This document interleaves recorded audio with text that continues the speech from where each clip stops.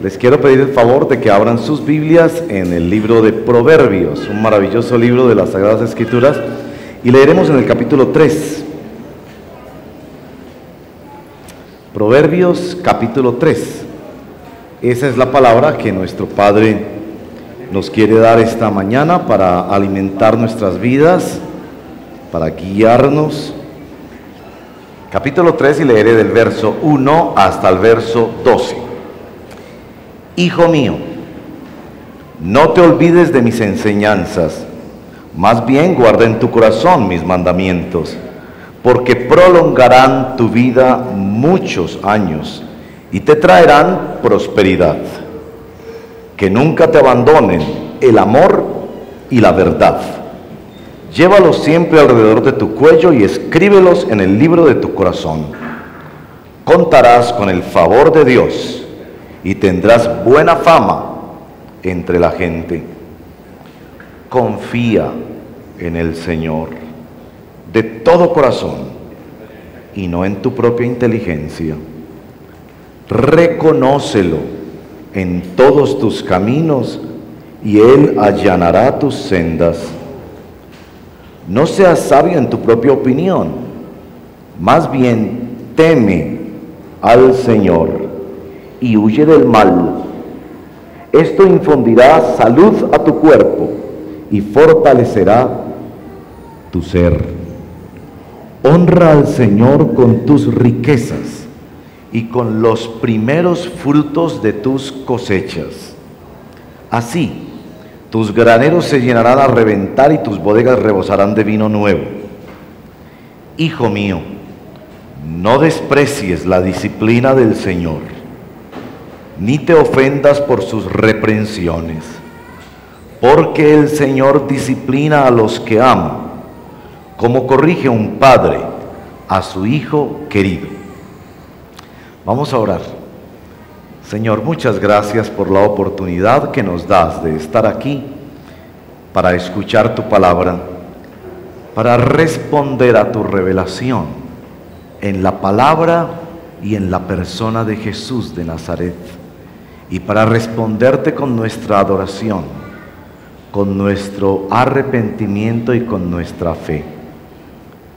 Guíanos hoy, te lo pedimos, en el nombre de Jesús. Amén. Viendo los partidos de fútbol, casi todos actuamos como si fuéramos el técnico de la selección Colombia. Juzgamos si ese jugador debería haber pasado la pelota a la izquierda o a la derecha, si debería haber corrido antes o después o más rápido, si el técnico debería poner a este jugador o al otro. Lo que juzgamos cuando vemos estos partidos son las decisiones que toman esas personas. La sabiduría en el libro de Proverbios tiene mucho que ver con tomar decisiones.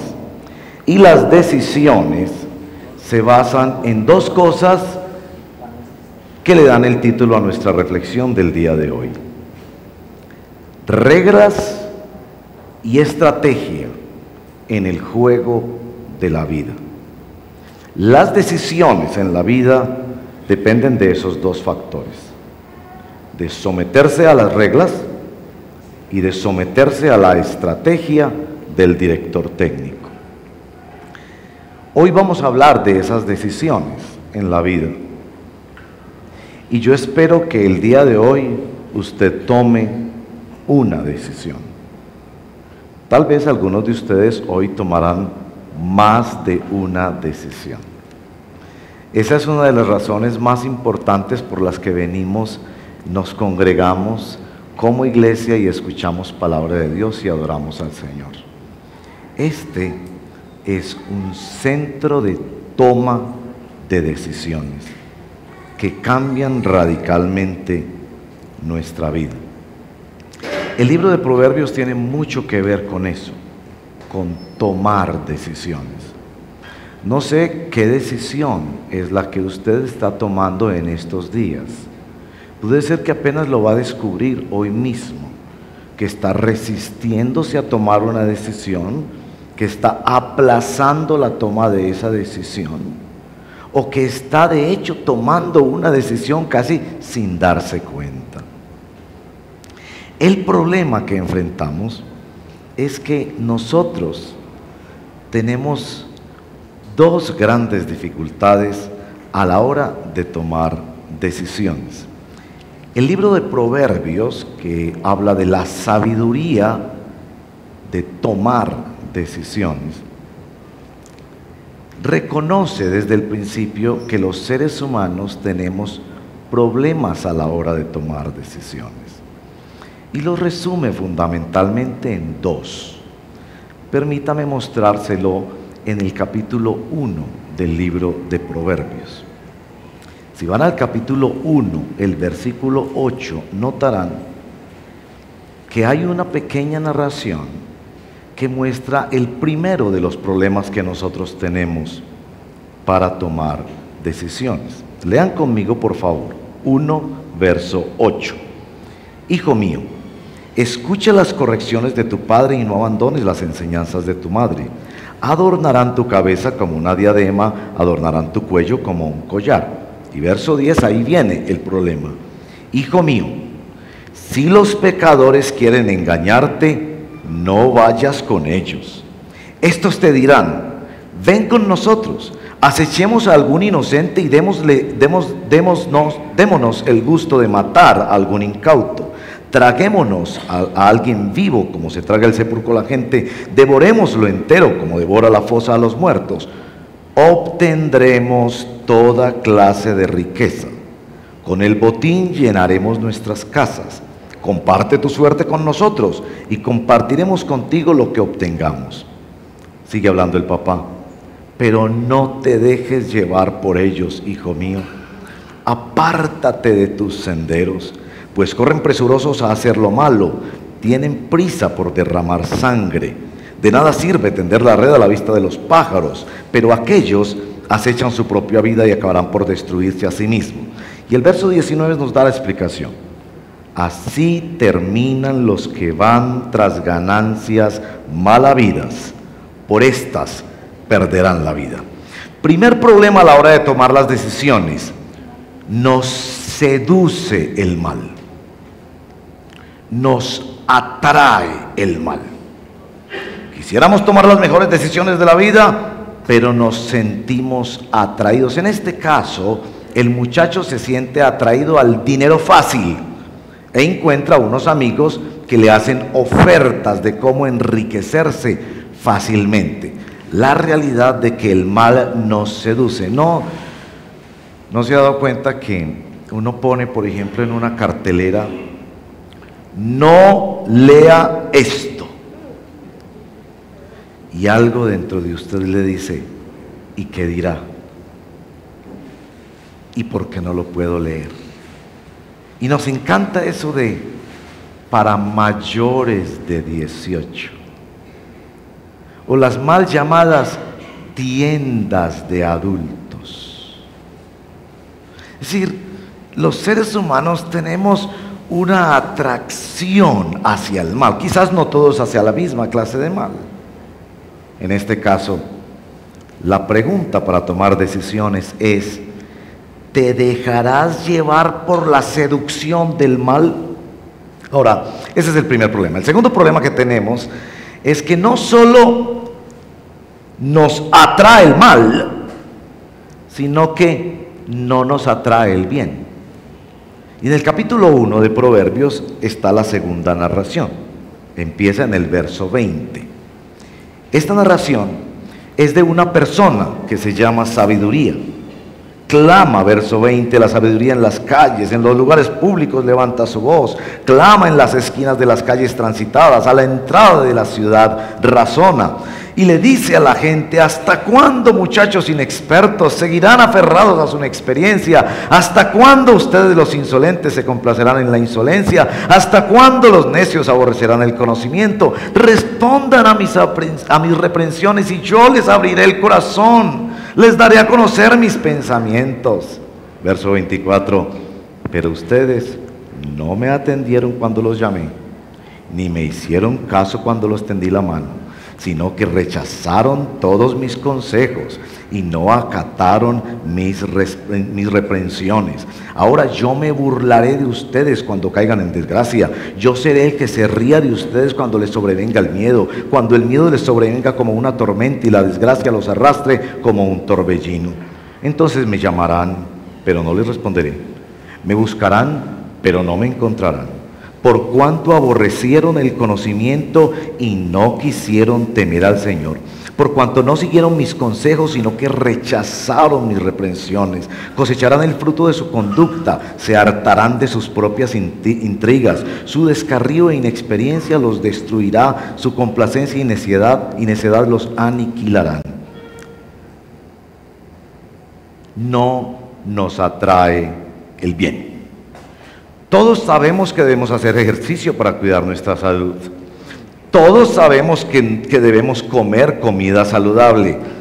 Pero no solo nos atrae ese chicharrón grasoso y dañino para la salud, sino que esas verduras no le encontramos la cosa más atractiva de nuestra vida. Tenemos dos problemas a la hora de tomar decisiones. Nos atraen las malas decisiones y nos invitan a las malas decisiones, como este joven que era invitado al dinero fácil. Sino que no nos atrae tanto eso de madrugar a orar, eso de cuidar la salud, eso de controlar la boca, no es tan atractivo. Por eso, el libro de Proverbios, como si se prepararan jugadores para un equipo de fútbol o de algún deporte, en el capítulo 2 nos dice que la sabiduría de Dios libera, cuida y protege. En el capítulo 2 nos deja ver que esta sabiduría de Dios es diferente. No solo nos propone buenas decisiones, sino que también nos protege, porque necesitamos ser protegidos, ser liberados y ser cuidados. Vayan conmigo al capítulo 2, verso 12. La sabiduría te cuidará del camino de los malvados, de esos malvados que le proponían el dinero fácil a través del delito, de los que profieren palabras perversas. Y verso 16, esta sabiduría te librará de la mujer ajena. Esa mujer va a ser muy importante en todo el libro de Proverbios. Y especialmente te librará de la extraña de palabras seductoras. Las decisiones en el juego de la vida son lo que determinan si ganamos o perdemos el partido. Las decisiones deben basarse en el cumplimiento de las reglas, pero nadie gana un partido sencillamente cumpliendo las reglas. El partido también se gana siguiendo la estrategia del entrenador. Y llegamos al capítulo 3, al texto que el Señor nos da esta mañana.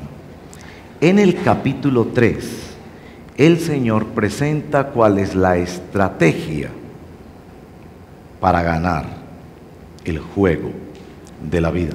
La semana pasada les hablaba un poco de las reglas del juego.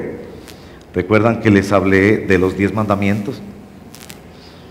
Los 10 mandamientos nos muestran nuestra necesidad de acercarnos a Cristo. La palabra de Dios dice que la ley de Dios, resumida en los 10 mandamientos, nos llevan a Cristo, porque los 10 mandamientos nos dejan a todas luces la claridad de que nosotros necesitamos perdón y salvación. Pero los 10 mandamientos también nos apegan a Cristo, el único que cumplió la voluntad de Dios para nosotros. Así las cosas, las reglas de la vida son esenciales para ganar el juego de la vida, pero nadie, ningún equipo, ningún jugador, en ningún deporte, se ganan los partidos sencillamente sometiéndose a las reglas. Se gana el partido siguiendo la estrategia del entrenador. En el capítulo 3 hemos leído del verso 5 al verso 12, 5 estrategias de nuestro entrenador. Mediante esas 5 estrategias, el jugador, el seguidor en la cancha de juego que es el mundo, el que obedece a Jesucristo y llama a Jesucristo su capitán y su director técnico, toma decisiones. Con base en esas 5 condiciones, tomamos decisiones todos los días. Ustedes pueden ver muy claramente en esta porción de la palabra del Señor esas 5 condiciones. La primera está en el verso 5. ¿La pueden ver? ¿Cuál es? ¿Un verbo? Confía. La segunda está en el verso 6. Reconócelo. La tercera está en el verso 7. Teme al Señor. La cuarta está en el verso 9. Honra al Señor. Y la última está en los versos 11 y 12. Se presenta en forma negativa. No desprecies la ¿qué? Disciplina del Señor. En una de las charlas que teníamos sobre el juego de la vida, en esta serie de predicaciones que estamos haciendo, el pastor Jairo hablaba de que antes de comenzar el partido, o unos días antes del partido, el profe hace una charla técnica con sus jugadores. Y esa charla técnica tiene que ver con muchas cosas. Por supuesto, en esta ocasión, él va a decirnos 5 verbos que son esenciales, que son la estrategia de Dios para tomar decisiones en la vida. Porque hoy tú vas a tomar decisiones aquí, en la presencia de papá. Si hay una cosa que honra, que adora al Señor, es la determinación de individuos que hacen un juicio con base en la palabra de Dios y dicen, esto voy a hacer, y determinan su vida basados en la obediencia y en el seguimiento a las instrucciones, a la estrategia de tu entrenador. ¿Estás listo para esa estrategia? Ok, la primera palabra, confía. Noten que cuando usa la expresión confiar, nos da 2 datos muy importantes. Primero nos dice algo positivo. Esa confianza tiene que ser ¿con qué? Con todo el corazón. Y enseguida nos da un elemento negativo y nos dice, no solo debe ser con todo el corazón, sino que no debes apoyarte en tu propia inteligencia. El mundo no puede existir sin fe. Usted no puede decir que nunca se montaría en un avión a menos que usted entienda a la perfección todas las leyes de la física y todo el funcionamiento de esa aeronave.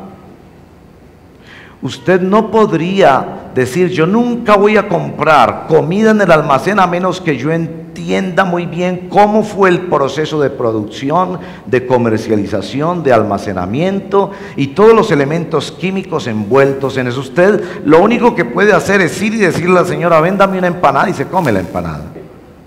Usted no sabe si eso está envenenado o no, usted necesita confiar. No podría montarse en un bus ni en ningún vehículo de transporte, no podría confiar en los médicos a menos que usted sencillamente dijera, aquí hay una cantidad de cosas que yo no sé, pero usted sí las sabe y decido confiar en usted. La primera estrategia en la vida es la confianza. Confiamos en el Dios creador, juez y señor del universo, que se nos ha presentado en la persona en la persona de nuestro Señor Jesucristo como Salvador, y le decimos, yo no entiendo todo, entiendo algunas cosas, puedo entender algo otras cosas, pero decido confiar en ti, porque si me apoyo en mi propia inteligencia, si pretendo tener el control, porque finalmente cuando tenemos que confiar es porque nosotros no tenemos el control.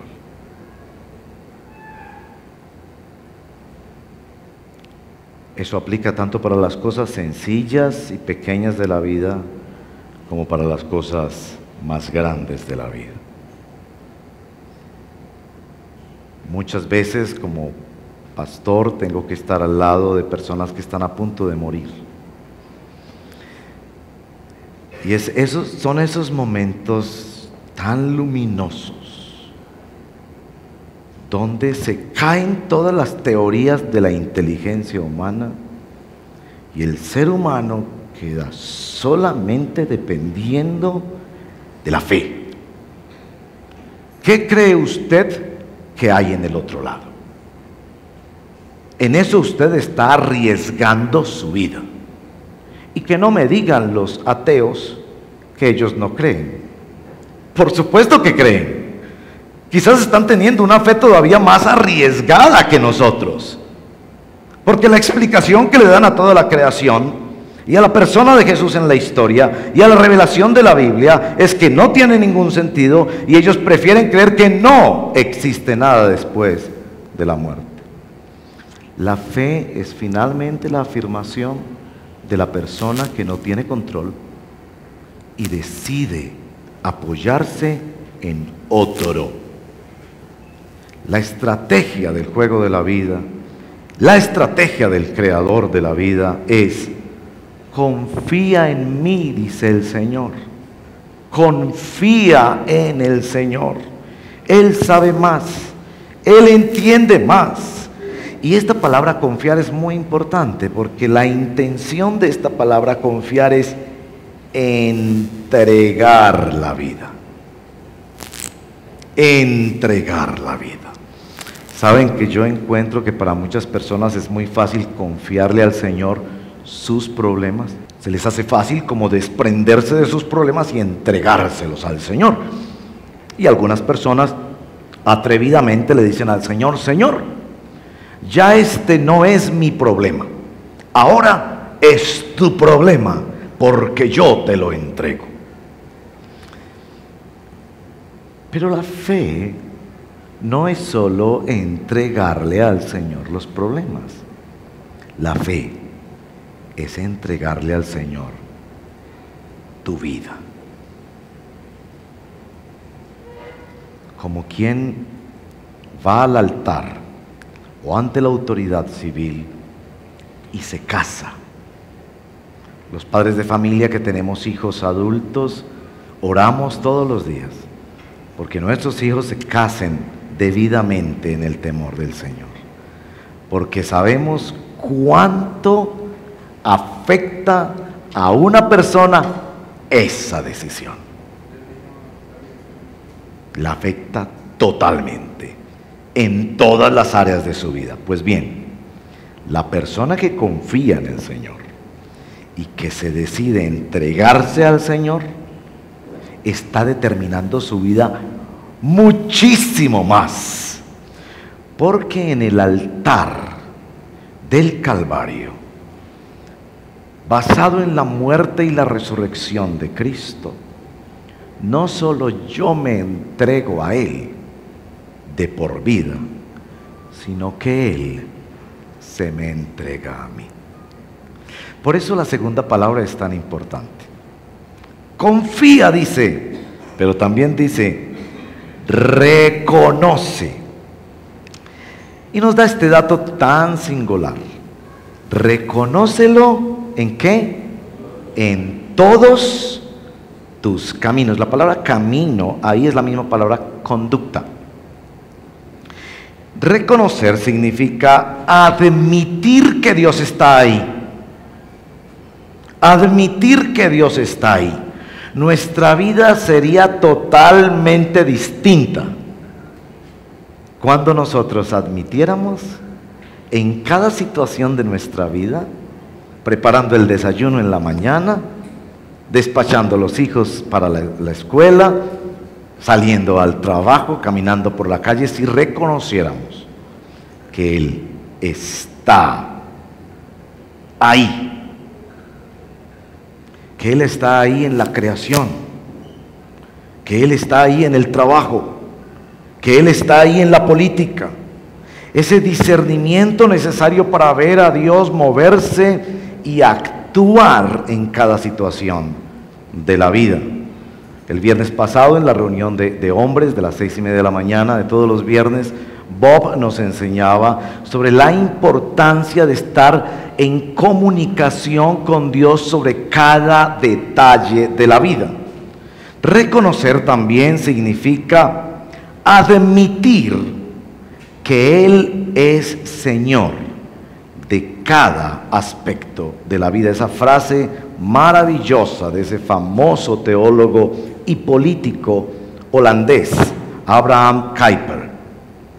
No hay un lugar en la creación, decía Abraham Kuyper, donde Cristo no grite: esto es mío. De lo que estamos hablando aquí es del señorío de Cristo sobre toda nuestra vida. Por eso, esta segunda palabra tiene una promesa. ¿Pueden ver la promesa? Reconócelo en todos tus caminos. ¿Y el qué? Allanará. Esa expresión allanará aparece en el libro de Proverbios en varias ocasiones, especialmente en el capítulo 16, donde se nos muestra que la soberanía de Dios sobre los hombres es de tal forma y es tan maravillosa que Él va orientando nuestros caminos de tal forma que se cumple lo que Él nos promete en su palabra. Todas las cosas para los que aman al Señor se van allanando, se van orientando, se van encaminando por el Señor. ¿Por qué reconozco al Señor? Porque el Señor tiene la habilidad de orientar, de allanar, de reorganizar, de preparar y dirigir mis caminos. Confiamos en Él para nuestra reconciliación y nuestra paz con Dios. Le reconocemos para nuestra transformación diaria en cada conducta y en cada momento de nuestra vida. Bien, confía, reconócelo. ¿Cuál es la tercera estrategia en la toma de decisiones que nos da nuestro director técnico? ¿Cuál es? Teme al Señor. La expresión temer al Señor es una expresión que cada creyente debe procurar entenderla bien. En principio nos informa que los seres humanos somos gobernados por el miedo. Los jóvenes se visten de cierta manera porque temen ser rechazados. Los adultos nos enloquecemos trabajando porque tememos a la pobreza. Hacemos ejercicio y tomamos vitaminas porque le tememos a la enfermedad. ¿A qué se refiere cuando el texto bíblico, especialmente en varios libros de la Escritura, Proverbios sobre todo, nos dice temer al Señor? Es la esencia y es el comienzo de la sabiduría. ¿Qué nos quiere decir? Respeto, temor santo. A mí me gusta la ilustración de la energía eléctrica. ¿A cuántos de ustedes alguna vez los cogió la energía eléctrica? Yo recuerdo una vez que estaba metiendo una de esas parrillas metálicas en una estufa y había una de esas resistencias flotando ahí peligrosamente dentro del horno de esa estufa. Metí la parrillita y quedé, no sé cuánto tiempo, para mí fue una eternidad, pero seguramente fueron milésimas de segundo, qué sé yo, agarrado por ese poder. Yo creo que cuando a una persona, mejor dicho, yo creo que a una persona solo lo coge la electricidad una vez. porque después ya no juega con eso. Ese es el punto. Nuestra comprensión de Dios ha de ser que Él es infinitamente poderoso, lo es. Millones y millones de veces más que la energía eléctrica. Pero hay que saber cómo nos relacionamos con Él. Hay que saber cómo nos aproximamos. Hay que saber cómo lo tocamos. Hay que saber a través de qué llegamos a Él. Porque Él es fuego consumidor. Porque Él no dará por inocente al culpable. Porque Él es 3 veces santo. Yo lo llamo amor vertical. Amor vertical. Casi todas nuestras experiencias de amor son horizontales. Este es un amor que es amor, pero es vertical. Es decir, yo no puedo tratar a Dios como mi parcero. Para algunas personas, no, Dios y yo estamos súper bien. ¿Saben que escucho esas expresiones especialmente de aquellos que superficialmente juegan con Dios? Se portan de una manera irresponsable, maltratan a otras personas, maltratan su cuerpo con toda clase de vicios, roban, hacen toda suerte de maldad, pero ellos con Chuchito están en la buena y participan en algunas cosas religiosas. Esto es amor, es cercanía, pero sigue siendo vertical. Noten, por ejemplo, que nuestro pasaje lo explica de esta manera: no seas sabio en tu propia opinión. Es decir, no pienses de Dios como a ti se te ocurra. No fabriques tu propio Dios. Algunos de esos sabios llegan a tener muchos resabios. Personas que empiezan a concebir a Dios a su manera. El temor de Dios, por el contrario, se apega a la revelación. Pero noten otra cosa allí al final de ese verso: teme a Dios y huye del mal. Quien está relacionado con Dios sabe que Dios es serio. Como dice un famoso libro que me encantaba, Dios es bueno y bravo.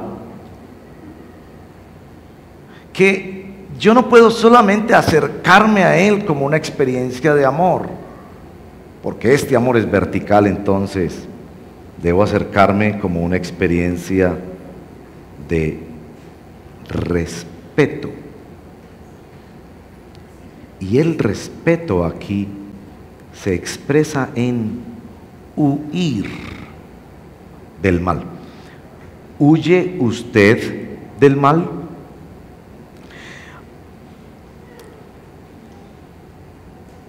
Esa orden está en 2 de Timoteo capítulo 2 verso 22. Especialmente hablándole a los jóvenes, pero por extensión a todos los demás. Huyan de la tentación. Y se ha hecho esta observación: mientras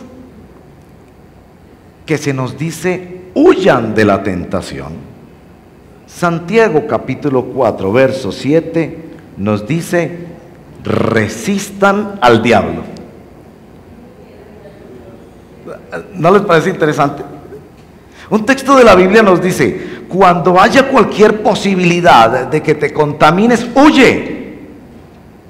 Pero cuando se te presente el diablo en persona, resístelo, y el que va a huir es él. ¿No les parece muy interesante? Como que para las Sagradas Escrituras, nuestro peor enemigo no es el diablo, sino nosotros mismos, nuestra debilidad. Lo decíamos al principio, que nos atrae el mal y no nos atrae el bien. he notado en esas personas que tienen bajas las defensas. ¿Han visto personas que dicen, no, es que yo tengo bajas las defensas? Que esas personas se encuentran con alguien que está un poquito agripado o agripada. No, ni siquiera me des la mano, porque es que yo tengo bajas las defensas. Se ponen unos protectores y está bien, no dan la mano y se alejan un poco porque tienen bajas las defensas. La persona que teme a Dios sabe que tiene bajas las defensas. La estrategia de nuestro entrenador: 1, confía en mí, dice el Señor. 2, reconoce que yo estoy presente y soy el Señor de todo en tu vida. 3, teme al Señor. En una forma práctica, huyendo del mal. Cuarta estrategia. Si la primera estrategia nos lleva a la salvación en Cristo, la segunda a la transformación en Cristo, la tercera a la santidad y a la adoración de quien huye del mal, la cuarta nos lleva a administrar bien nuestra vida. ¿Cómo se honra a Dios de acuerdo a esta estrategia? Díganmelo, por favor. ¿Cómo se honra a Dios? Con plata. Honra al Señor, dice nuestro texto. Honra al Señor con tus riquezas. Y como si alguno dijera, no, pues que como yo no soy rico, entonces yo no necesito honrar al Señor, enseguida le dice, no solo con tus riquezas, con las primicias. Ese asunto de las primicias, ese asunto. Era una tradición en el Antiguo Testamento que las personas en una sociedad agrícola, los primeros frutos de los árboles o de las cosechas se le traían al Señor. Algunas personas practican esto y me parece muy bello. En las congregaciones, yo he predicado en congregaciones en pueblos pequeños, en las montañas antioqueñas. Es muy bello eso, porque el domingo la adoración es con gallinas, con plátanos, con tórtolas, con codornices, con jarritas de leche, porque los campesinos no tienen en la mayoría de los casos un salario permanente cada mes. Ellos dependen de unas cosechas 1, 2, 3 veces al año. Así que durante el año sus cosechas son, sus ofrendas para el Señor son esas primicias. Entonces los pastores inclusive muchas veces ese es el salario que ellos reciben. Los primeros huevitos trae la hermana. Es que estos fueron los primeros huevos que puso cada una de mis gallinas esta semana. Y la hermana trae 5 huevos para adorar al Señor. ¿No les parece muy bello? He escuchado a algunos de ustedes cuando el Señor les da esa gracia de darles el trabajo, o de mejorarles, o tener un aumento en sus trabajos, que vienen y presentan al Señor. Eso es muy hermoso. Pero escuchen esto muy bien. Más que hermoso es el honrar al Señor poniéndolo en primer lugar. Usted y yo sabemos esto. Si dejamos nuestro reconocimiento de que Dios es el dueño de mis finanzas de último en la lista, si primero pagamos las cuentas aquí, las cuentas allá, y lo que queremos y necesitamos es comprado antes de traer al Señor, ustedes y yo sabemos qué es lo que pasa. Al final, oh sorpresa, no alcanzó para el Señor. Y créanme, por favor,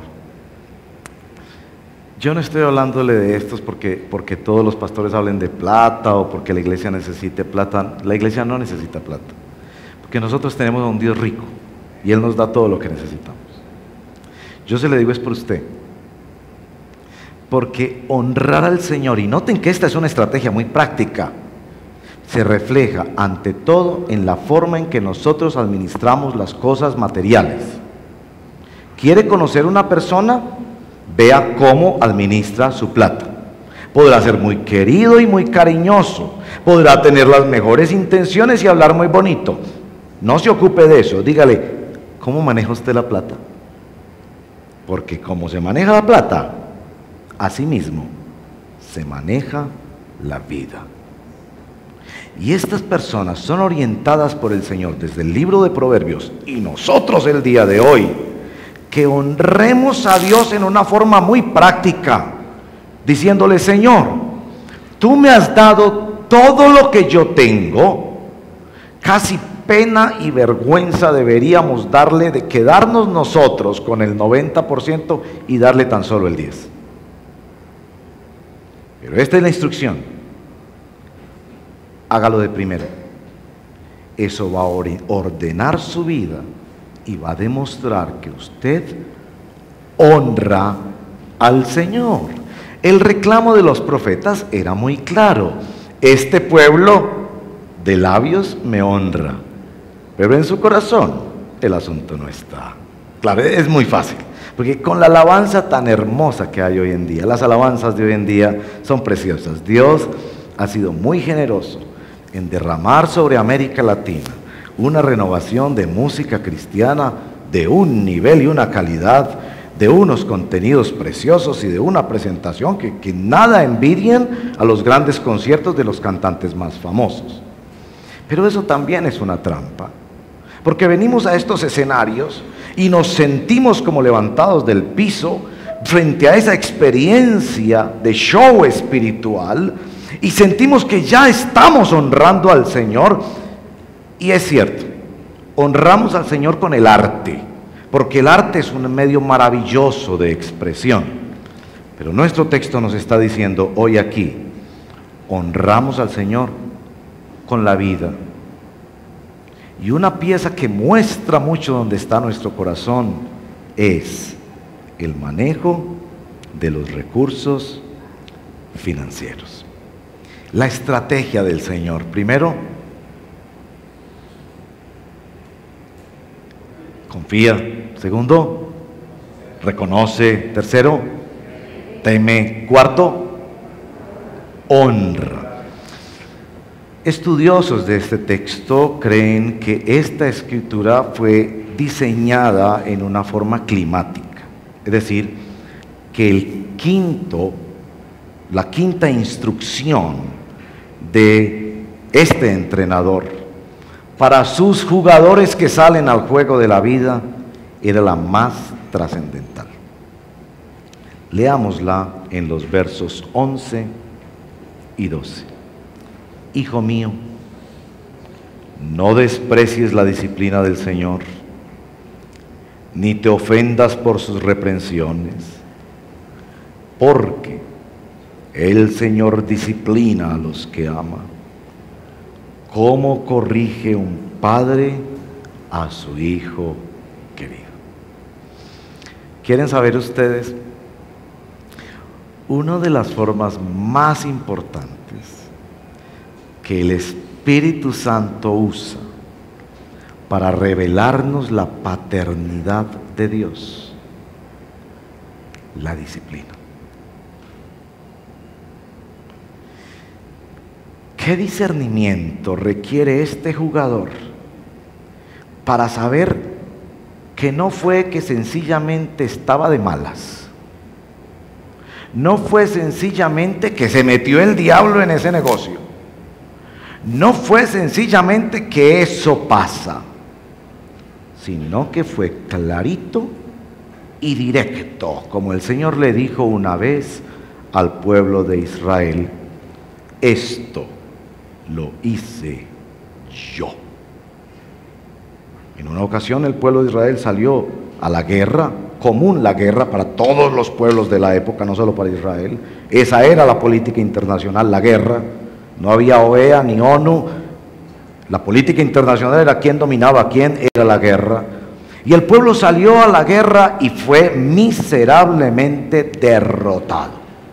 Y claro, venían las explicaciones, ¿no? No teníamos buenas armas, no nos organizamos bien, no salimos suficientes personas. Y el Señor envía al profeta a decirle al pueblo, claro, esto lo hice yo. Porque Él es el Señor y Él es soberano. Y Él disciplina. ¿Usted sabía eso? ¿O a usted solo le habían informado que Dios resuelve problemas? Mucho de la teología que circula en grupos religiosos es Dios solo arregla problemas. Dios está obligado solamente a amar. Recuerdo esa vez que estaba predicando y les conté a la congregación que Dios se airaba, que Dios se enojaba y que Dios a muchos de nosotros reprendía. La señora vino igualmente airada conmigo al final de la conferencia y me dijo, yo no puedo aceptar eso. Para mí Dios es todo amor. Dios es tan hermoso que Dios es todo amor. Y yo le dije, señora, yo también quisiera que fuera así. Pero la revelación de la palabra de Dios me dice que Dios también se enoja. Dios se enoja todos los días por nuestra maldad. No puedo aceptar eso, me dijo la señora. Aunque me lo muestre en la Biblia, no lo puedo aceptar. Porque para mí Dios es solo amor. Yo también quisiera que la vida tuviera esa clase de fantasías. Pero la realidad es que Dios también se enoja. Y corrige. Y disciplina. Pero el punto es este. En lugar de verlo como un acto de retaliación o de venganza, el creyente, el que juega para Dios, el que quiere apegarse a la estrategia de Dios, lo interpreta como un acto de amor. A mí me encanta, en esos días del padre o de la madre, precisamente como hoy, que hay esas narraciones de los hijos, donde los hijos le dicen a su papá y a su mamá, papá, gracias. Mamá, gracias. Y muchas veces está incluido en esa lista de agradecimientos, mamá, gracias por despertarme a las 5 de la mañana, sí o sí. Gracias por disciplinarme. Gracias por no darme confites, sino sopa, aunque yo odiaba la sopa. Gracias por disciplinarme. ¿Cómo es esa estrategia que nos mueve de la confianza al reconocimiento, al temor, al honrar y adorar a Dios en una forma práctica, y nos lleva a tal forma de relación con Dios que yo le digo, papá, disciplíname. Papá, disciplíname. Papá, yo acepto esto como una disciplina tuya.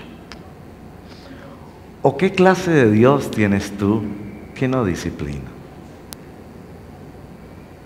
Esa es la estrategia del Señor, que nos lleva en una secuencia, en una progresión, hasta que llegamos a una relación en la que le hemos dejado a Él entrar al ser el centro de nuestro corazón. Yo les decía al principio que hoy vas a tomar una decisión. ¿Cuál es? ¿Cuál es la decisión a la que te llama el Señor hoy? ¿Algo que dejar? ¿Algo que hacer? El mejor regalo para papá hoy es tomar una decisión. Muchos de ustedes me han dicho, estamos siendo profundamente confrontados en cuanto a lo que en la tradición cristiana se llama la vida devocional.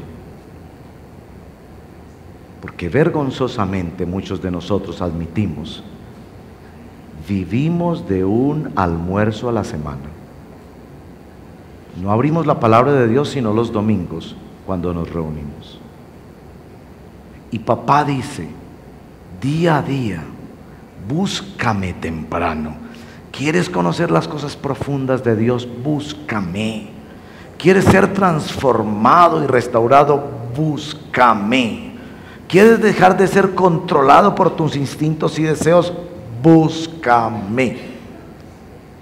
Y algunos de nosotros tenemos que decir, hay cosas que incorporar en la vida, porque estas instrucciones del estratega divino son cosas prácticas y puntuales. Algunos están siendo llamados a dejar,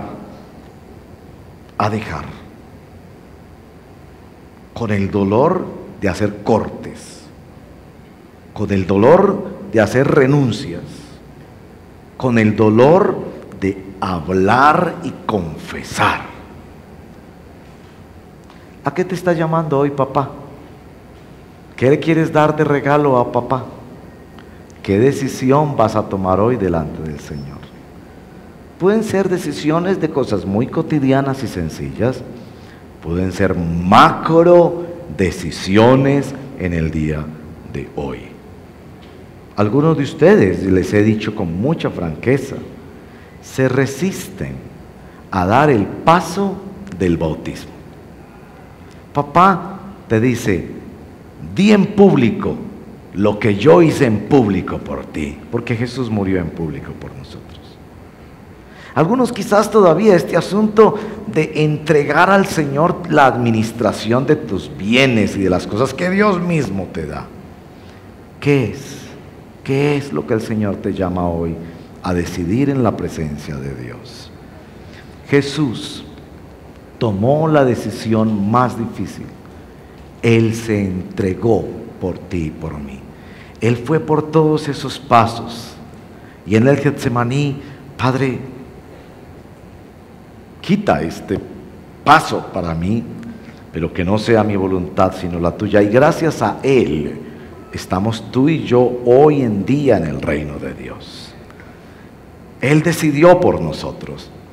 ¿Decidirás tú por Él? Cierren sus ojos y vamos a orar por un momento. Aquí estamos, Padre, hijos e hijas tuyos.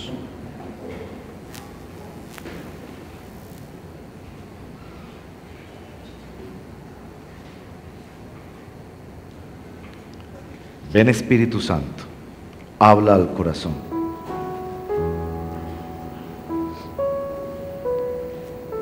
¿Cuál regalo quieres que yo te dé hoy?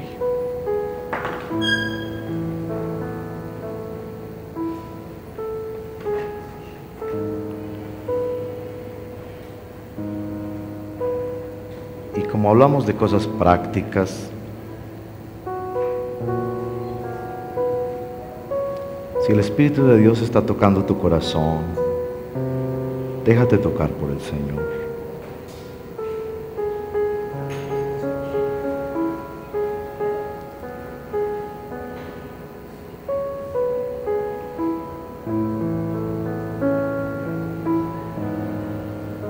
Ponerte de pie en señal de voy a decidir basado en la estrategia de Dios, no en la mía. Y voy a seguirlo a Él. Tal vez en un aspecto de tus relaciones interpersonales, del manejo de tu dinero, de tu cuerpo. Y quiero invitar a quienes quieran decirle eso al Señor. No te voy a invitar a pararte aquí al frente y decirlo, pero sí que se lo expreses al Señor así, en la comunidad. Ponte de pie si hoy estás tomando una decisión por el Señor.